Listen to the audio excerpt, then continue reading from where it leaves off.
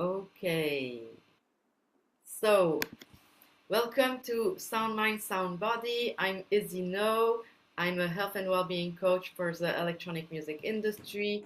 After experiencing a burnout, I decided to help my fellow artists and professional music professionals build a sustainable life and put the foundations of health so that they prevent burnout. And I also guide them on a healthier life. And Sound Mind, Sound Body is a container that has been going on since 2023. And since 2024, I have had the honor to receive guests who are also health and well-being professionals for the music industry. And today I have the honor to have Tom Colville on. Welcome, Tom. Thank you very How are you? much. I appreciate it. Yes, I'm going to read your bio and then we'll start the conversation. Oh, So, nice. Tom Colville works at the intersection of science, art, and creative practice. With over a decade of experience in sports performance and holistic health, he supports artists, creatives, and professionals to build sustainable, high-performing, creative lives through his Creative Wellbeing framework. His work blends evidence-based science, systems thinking, and contemplative Eastern practices to support long-term health, resilience, and creative flow. He is the founder of Balance, a community and coaching platform supporting individuals in the electronic music industry from dance floor to backstage. That's amazing. So we're on the same mission Yeah. Yeah, we got for to we got to sure. we got to connect the people that are on the same mission. That's important. Yes, because together we can make the industry put health in the center of people's careers. Yeah, absolutely. It's like what we said before. I think it really needs a reframe. Of course, electronic music is about, joy, community, and, hedonism as well. And I think the pace that people operate at, it needs a little bit of a reframe for them to see a lot of the things that we talk about at the kind of center, or as you said, the foundation of how they operate, because it will enable them to be more sustainable and more creative, and ultimately enjoy life more as well. Yes, definitely. So let's talk a bit about where you come from. You've worked across science, performance, and creative practice. What led you specifically into the electronic music world? And what did you start noticing about behavior in electronic music that you weren't seeing in a more structured environments like sport? Yeah, so I guess I have a bit of an unusual background for someone that now works in electronic music, but as you said, my background is in sports science, so that's what I studied at university. So I grew up in London. I was born in Hackney, and then I moved out of London with my family as well, and was fortunate that my family is mum and dad both creative. So I've always grown up in and around kind of creative lifestyles and, music all throughout, my childhood, and then coming back into London, connecting with electronic music, and then becoming more immersed in the scene within London again over the last 10 years or so. My partner is also a DJ, so it's a massive part of my life, and it always has been, and it gives my life tremendous meaning. I've met some of my closest friends in electronic music. As a lot of people, your kind of life revolves around the festival scene, or the next certain parties that you're going to. So navigating that myself, and obviously working in a kind of paradoxical or contrasting industry, I had to really develop a lot of specific kind of skills and tools to enable me to enjoy the culture that I, love and want to be part of, but also enable me to, be on track and with my work and clients, and, try and hold both at the same time. And that's where the idea for balance really emerged, of trying to, fuse these two worlds together. So 2 years ago, I created Balance as a kind of community and coaching platform. So we have parties, we do festival activations and community-based events.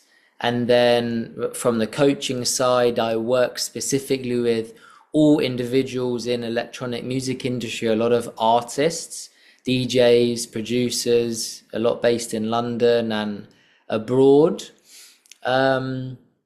And yeah, that's the kind of balance element. And I guess to just touch on my career as well. So I worked at the Royal Ballet School, and then I worked at Fulham Football Club, and then I was head of performance at Millwall Football Club Academy. So overseeing the whole kind of academy and department, and integrating lots of different elements together for the shared vision of development for the players.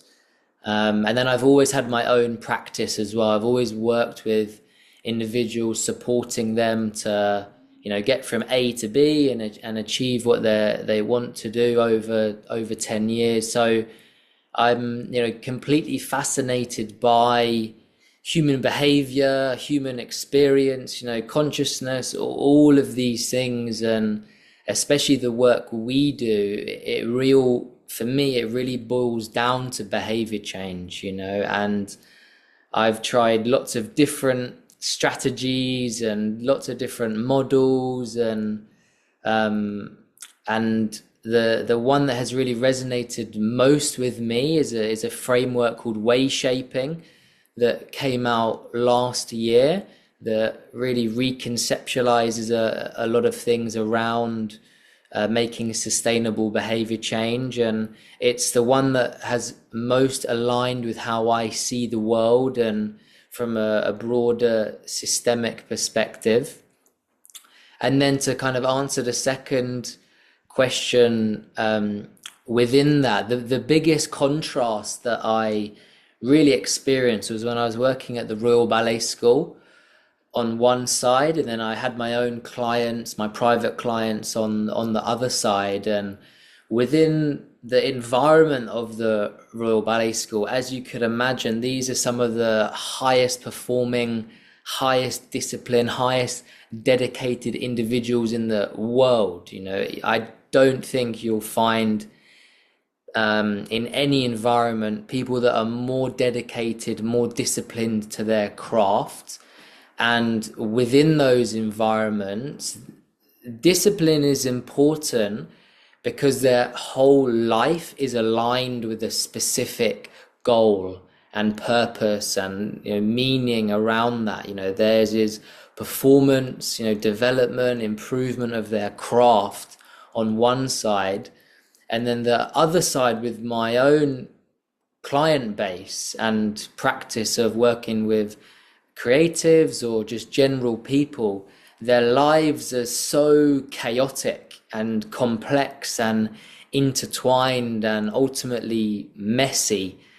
And this for me provided, over a period of time, why we can't rely on discipline to help people change behavior, because there's too much misalignment with normal people's lives within these environments where everything is controlled, conditions are controlled, their life is so detailedly planned out, opposed to the other side where they have work commitments, family commitments, they have this project or that project, right? And I think it really does people a disservice to tell them that discipline is how you change behavior.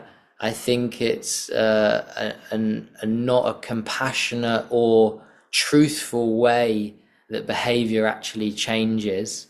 So that was really the paradox that I found of, why we can't rely on discipline to change behavior. We have to look broader, think more systematically, and use different frameworks and strategies to support people.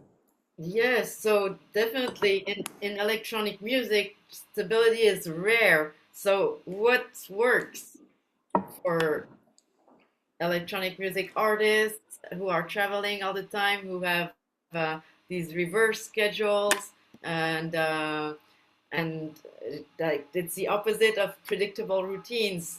So what do you recognize? What do you recommend? Yeah, I mean that's a very big question, and I'll seek to share a few things that I have found successful for the people that I've worked with, and what some of the scientific literature says. I would say nine times out of ten, the people that I work with, the first thing I work with them to co-create, to work with them together, is to think about their weekly circadian rhythm. So my whole approach is you have to be very realistic, very honest, and just accept the reality of what we're trying to deal with. So working in that space, if you're an artist or agent or event staff, it's really inevitable that your circadian rhythm, which is your daily internal biological clock that governs basically every process in the body from the micro cellular level all the way up to how your brain and hormones function. Everything is governed on this internal biological rhythm, and it's inevitable that that's going to be disrupted. Obviously, we have evolved over millennia to be asleep when it's dark and be awake when it's light, and that is governed by the sun rising and falling. And that's one of the biggest signals for your body, light. And within that kind of awareness, the most important thing I found is, if you're going to have a disrupted rhythm, be that 1, 2 days of the week, the rest of the time, you really need to pay attention to having a more consistent rhythm. Because if your rhythm is more consistent outside of those, again, inevitable disruptions, everything in your body is gonna function better. Your hormones, your energy, your mood, and then your ability to shift and make positive behavior will also be dictated on a more consistent circadian rhythm as well. So that's often one of the first places that we start with individuals that I work with. Again, it's not a case of being, very rigid or, regimented. It's a rhythm, right? Like a track, you can come off and then come back on. And that's the beauty of how adaptable our body is.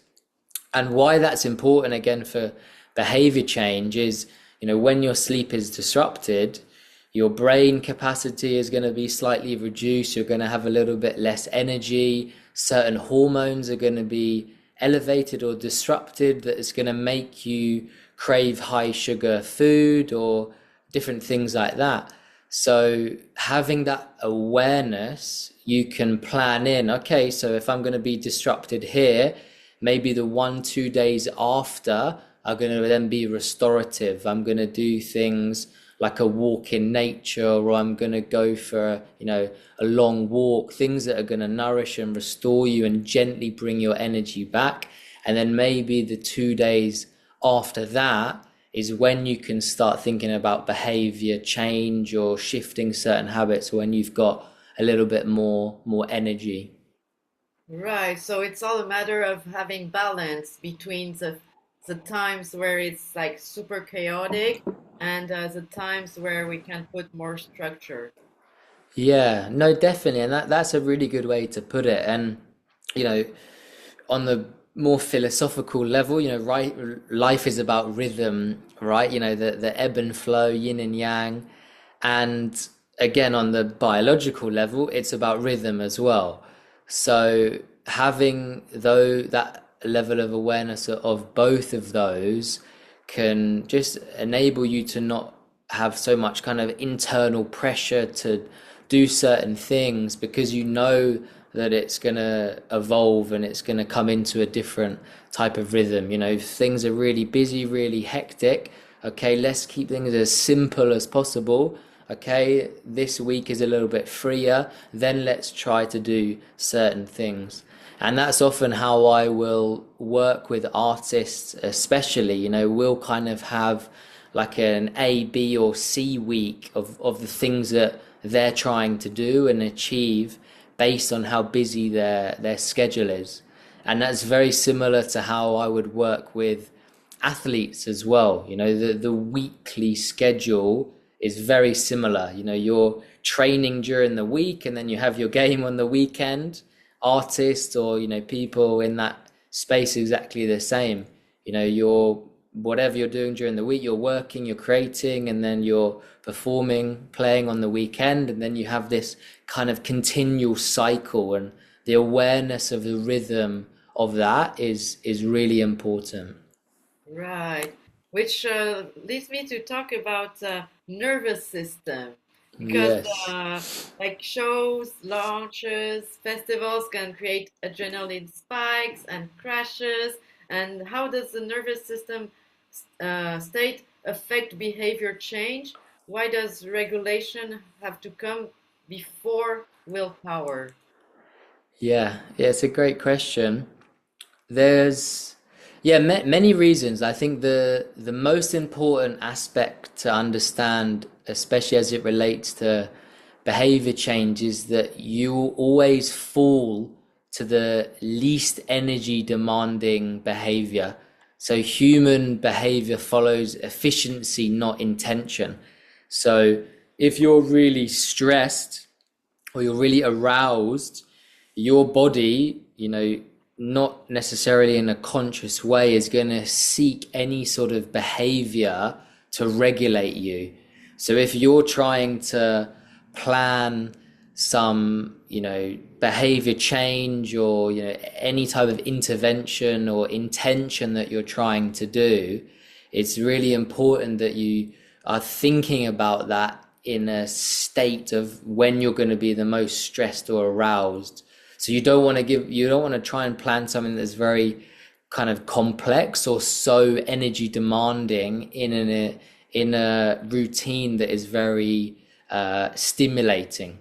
So that's why your ability to regulate yourself, so understand your internal state, is so powerful, especially when we think about individuals trying to reduce alcohol or even stop drinking, because one of the first things we want to think about with any sort of behavior change is what purpose does that behavior have with our system overall. What is the relationship we have with this sort of behavior? And on an extreme level, I often like to use that as an example and then work backwards from there. So if we think about addiction, I often refer to Gabor Mate, who shares some really brilliant stuff in this area. And he says, don't ask why the addiction, ask why the pain, because that addiction is ultimately soothing or solving an issue or trauma that you've experienced, right? And if we scale that back to an example of trying to stop drinking, as an individual enters into an environment, if they don't have that ability to understand the state of their nervous system, if they're very stressed or socially anxious, again, it's just common within our culture how often do you hear it? I was nervous, I had to have a drink, and that's just common within our culture. But then on the flip side, if I'm working with an athlete who's about to go and perform in front of thousands, exactly like a DJ, we're not going to give them a drink to calm their nerves, right? We're going to give them tools and awareness to understand their internal state and then regulate themselves that way. So that, I think, is the most important frame of understanding. What does this behavior do for me? What issue does it potentially solve? And then how can we enter into environments that were maybe overstimulating or arousing in a more grounded, calmer place? So I wrote on Substack about behavior change and an agent that I worked with, and this was one of the things that we were working on, and we used breath work as a simple tool before they entered into these environments, not for any kind of spiritual reason, but just as a functional replacement for what alcohol does. It's a regulator, it suppresses your experience. So if we can use breath work, some simple slow exhales, your nervous system is going to calm down, you're going to be more regulated. So then when you enter into those environments or within those environments, you don't have to reach for these certain behaviors that have previously been regulating you. So that's a really important component, that whenever you're removing something that regulates your system, you have to have a replacement. Otherwise it's too stressful for your system. And that's really one of the main reasons I think that people struggle with reducing alcohol or stopping drinking, because it solves a problem that their system is feeling. Wow, yes, that's very interesting. I also recommend a similar exercise that's not exactly breath work, it's Qigong, Mm, but we also do slow movements and regulate the breathing. And the goal of that exercise is to get the person grounded and calm the nervous system and switch from the fight or flight state to the rest and digest. And I share that practice for people before they go on stage, if they have like stage fright, for mm. example. And people have told me that it was quite effective. Yeah, it's So very those, effective. And do you use any kind of imaginal cues, like scanning down the body and like feeling the ground? Because I use similar as well when I'm teaching meditation and things like that. yes, I also have like some body scanning, like Mm, from head to toes, and also all the parts, relaxing all the parts of the body.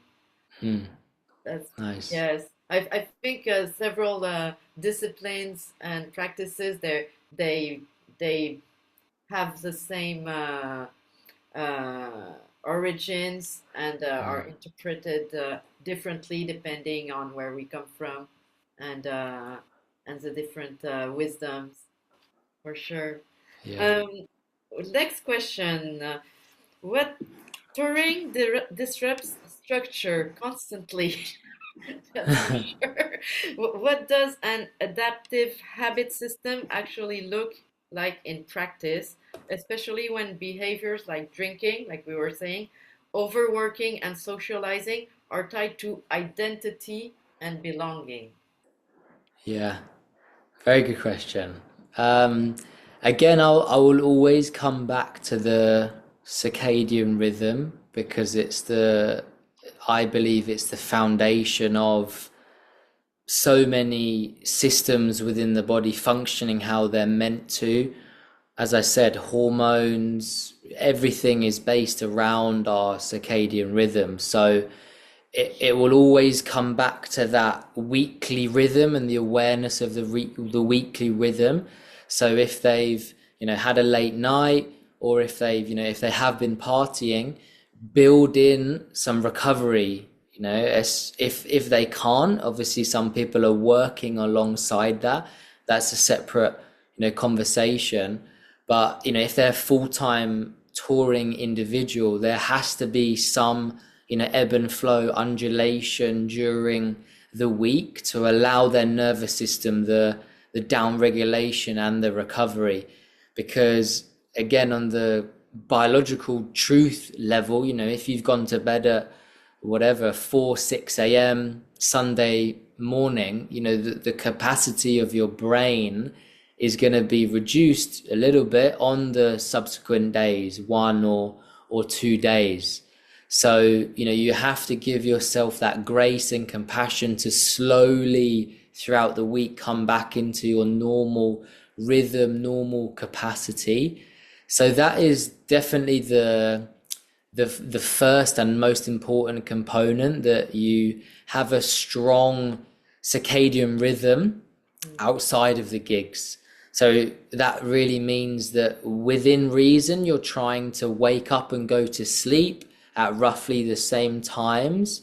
You're trying to eat at, again, roughly the same times, and trying to get light in the morning when you wake up, ideally outside, and reducing the light that you're getting in the evening, because those core elements are what we call time givers. So they're signals, they're inputs to sync your circadian rhythm with the outside environment.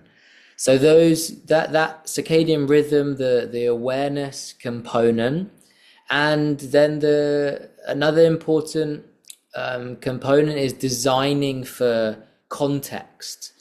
So a really important component of understanding behavior is completely contextual. It will vary in different environments, and that's really because behavior emerges from a continual interaction of our mind, body, and the environment together. So they're always working together.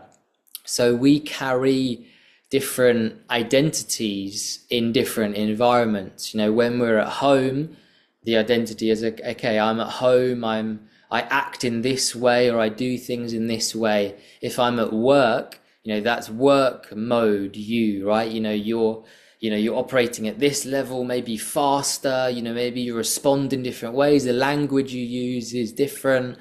And then if you're, an artist, you're performing, you have this persona element as well, and that can carry a lot of weight and expectation of or needing and feeling to be a certain way. I worked with a few individuals around that as well, and they struggled because the people that had always been around, they expected them to be a certain way when they were out, and that carries a huge amount of pressure and expectation, especially if they're trying to shift certain behaviors. So at the very deepest level, behavior change is really about identity change. So you have to think about the future who you are in the future. Do you have this sort of behavior in that environment? And that's a really important component for understanding how behavior changes. Your identity really has to shift to be aligned with that behavior. And then just to go back on the kind of the context component, often when I'm working with individuals, we'll plan or structure different things based on the environment that they're in. So if they're traveling, we might plan or structure in some things based on if they're in a hotel room, based on the food that they're maybe going to have available. So all of those things, it's really about thinking for the there and then in the now. So Hansel and Gretel is a really nice analogy for understanding how to actually think about behavior change, leaving those breadcrumbs now in the future. So thinking about what's happening in that environment or that environment, and how either you're going to carry a different identity in those places, or how you can plan certain things in different environments. That's very interesting. Like when you talk about context, what's and environment, what comes to my mind is this question comes to my mind when, for example, an artist is starting a process to bring more health practices in their life and in their habits. How can they work with their teams so that the teams also uh, move along, I want to say, because like if suddenly we're like, okay, now I'm on my rider, I am stopping alcohol, I'm gonna replace it like with mate, for example, or ginger shots, or more healthy choices, kombucha. And when the environment has always been like, okay, we do shots, etc. And so, how important is it to get the entourage involved? Yeah, it's all about the entourage. Yeah, it's a really, really good question, and it highlights a really key component of understanding, again, how behavior emerges from your environment and the people that you're with. So, but based on what you said, that's another key component that I'll often work on, is the communication and alignment of their team. And often, if I'm thinking about an artist that is trying to um, not drink or do the things that you just said, I'll often have their manager communicate to all of the people that they're going to be interacting with over the course of the night. So it might be that that's communicated to the promoter or the event staff, just so they have that level of awareness of what the artist is trying to do. Because you have something called shapers within behavior change literature. Shapers are things that um, constrain your behavior, or make certain behavior more likely. Hmm. And people are one of the biggest shapers of our behavior, as I'm sure everyone has experienced. You have that one friend who's egging everyone on, right? And it has that sort of personality, and it creates that kind of pressure, and it's really a stress to the individual to them be able to act in a certain way. So if you can modulate the people that are putting that stress onto someone, it's less likely that they're going to do a behavior that is not aligned with what they're trying to do. So within that, again, that context that you raise, it's about having alignment within their team. So everyone's on the same page, everyone understands what that individual is trying to do, and then trying to communicate that, if it's possible, in an appropriate way, of course, to the people that they're going to be, potentially interacting with over the course of the night, to reduce the chances of that stress and pressure being put onto that individual. Hmm. Right, definitely. Okay, I want to talk about behavior systems. So, creative work rarely follows a 9 to 5 rhythm, that's for sure. And should behavior systems be designed around energy and nervous system or state rather than fixed schedules? Um, Definitely.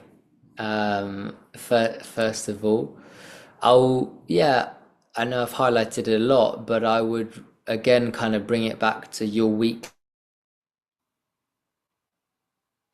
Oops. rhythm. I think everything should. Can you hear me? Yeah, it's cutting a little bit. Okay. Is it okay now? Yes, We now can it's wait a fine. second. Yeah, yeah. Okay, cool. Um, and yeah, but based on that weekly rhythm, for me, the most important component of that is that the individual has the deeper awareness of their own internal state so they can understand their cycles.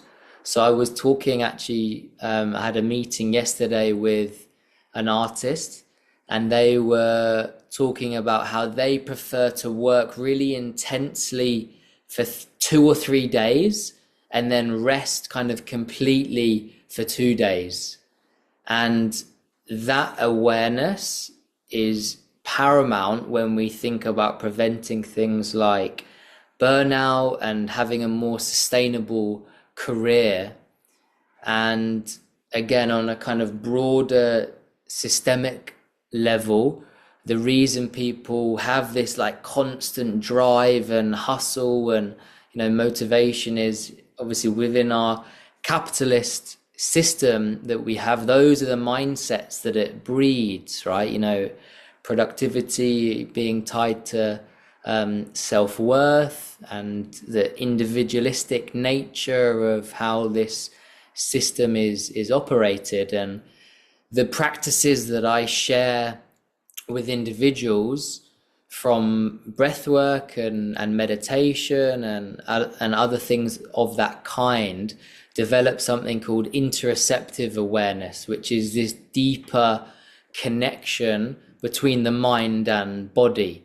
So the signals that are coming from the body to the mind are more reliable, because, as an example, burnout is really a misalignment of our psychology and our biology. Our mind is telling us to keep going, but our body, it needs a rest. So interoceptive awareness, so what is your state at this exact moment? How are you feeling? Are you aroused? Are you calm? And being able to shift and modulate, up regulate, down regulate, is really a superpower for creativity, because you can then share on a deeper level, the message and meaning of what you're trying to relate. And also an antidote to burnout, because the messages between your mind and body are going to be much clearer.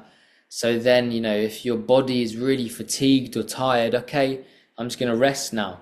You're not going to push through that feeling, that we're taught to do. So when we think about adaptive design, the most important thing for me is that level of awareness of your state.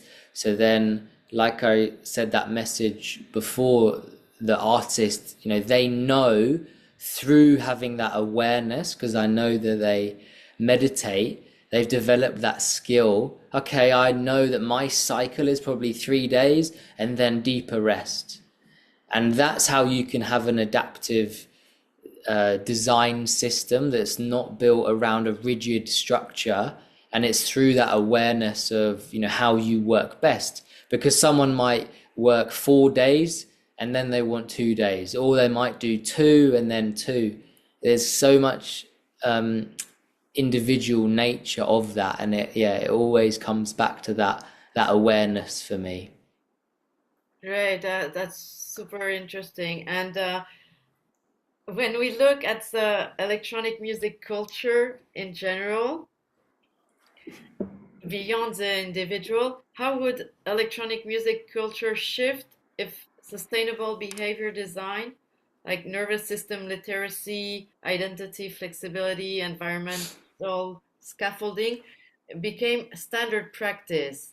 I mean, like, I think you and I were at this level, and I think Eliana would join us on that, that we need to get everyone involved at all levels within the industry. It's a teamwork. It's not only like little bits on the side only. Yeah. No, you just said it perfectly there. It requires a collaborative, collective approach, and it really will require a cultural shift and a narrative shift for people to look at things slightly differently. And again, all of these things will just make your life better. You're going to be happier, your mood is going to be more stable, you're going to be more creative, your relationships are going to be better. So from that level, and then again from the broader level, if these type of things are implemented within companies, within touring schedules, sustainable touring schedules is often spoken around. And, for me, that has to be linked with the circadian rhythm.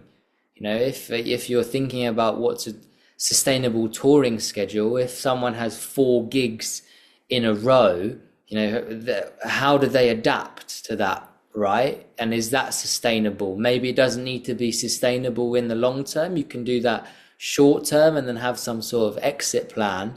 But for me, this type of awareness of the body, the rhythms, how behavior can shift and emerge from different environments will have a tremendous positive impact on the industry as a whole. Artists will have more sustainable careers, more sustainable energy, be able to release more, be more creative. And yeah, it has to come back to that cultural norm shifting from that pushing through mentality that is the broader mindset that filters down from capitalism to designing things intelligently, and more sustainably. Of course, there's tremendous pressure from labels or often agents and the industry as a whole to kind of stay relevant and creating. But when these things are implemented, you'll have more sustainability, you'll be more productive and creative. So it will actually impact your career tremendously as well. Yes, for sure. And also to put back, like the humans are in the center of our industry and also of the society as a broader, in the broader sense. And to take care of the humans is really essential because, and in particular in the music, because the artists and the professionals, everyone involved, they bring the magic there. And if they're not cared for, then it can't work. And as much as AI exists, I don't believe in in AI being able to do the same magic as humans. No. For sure. Yeah, people make the party, right? So you gotta look after the people. They're the center, right? And as you said, everything flourishes from that. If we all looked after ourselves, our deeper needs, but it has to be the collective, caring for other people and giving to the community. How can I support the community? And then that ripples into everything. That's how you have that broader systemic change. Because if I'm nicer to you, I look after you, you're going to look after the next person, right? And it has that butterfly ripple effect. Yes. Well, thank you for your work. And can you share how to reach you? Yeah, so Instagram is probably one of the best places. So mine is Tom double underscore Colville, so Colville, and then balance is balance double underscore community, and then my website as well is tom dash colville.co.uk, and you can see kind of more about my work. My Substack is on my website as well, where I share kind of much more in depth about all of the topics related to kind of things that we've spoken around. Okay, amazing. And I will also share in the replays and through email your links with everybody. I'm gonna stop the recording here.